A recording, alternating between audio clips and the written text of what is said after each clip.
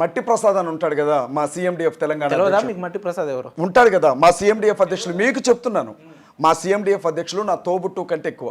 ఆయన చూసాడట షఫీ గారు వచ్చిన విషయం చూసి, అన్న అజయ్ అన్న ఇక్కడ ఉన్నారన్న ఒకసారి కలవండి అని చెప్పి తీసుకొచ్చాడట. చెప్తున్నా మీరు, ఆయన చూసి మీకు మా అమ్మ మీద ఒట్టన్నా, నేను ప్రాణం కంటే ఎక్కువగా నమ్మే బైబిల్ మీద ఒట్టు, యేసు ప్రభు మీద ఒట్టు. ఎందుకన్నా మీరే నేను చెప్పి, పిలిచిరని మాట్లాడుతున్నారు. ఆయన వచ్చి ఆయన నా దగ్గరకు వచ్చే వరకు కూడా ఆయననే ఒక వ్యక్తి వచ్చాడని తెలియదు నాకు. నన్ను చూడగానే నా దగ్గరకు వచ్చాడు, నన్ను కౌగులించుకున్నాడు.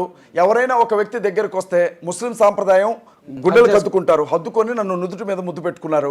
ముద్దు పెట్టుకుంటే కత్తితో పొడవమంటారా? నన్ను నువ్వు ముస్లింవి నన్ను ఎందుకు ముద్దు పెట్టుకున్నావు అనమంటారా?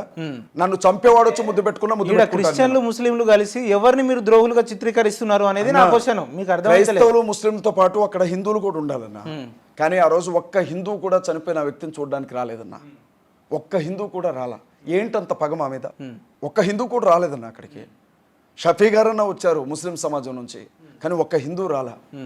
మీకు క్రైస్తవుల మీద అంత ప్రేమ, ముస్లింల మీద అంత ప్రేమ ఉంటే రావచ్చు కదన్నా మరొక 10 మంది హిందువులు అక్కడికి.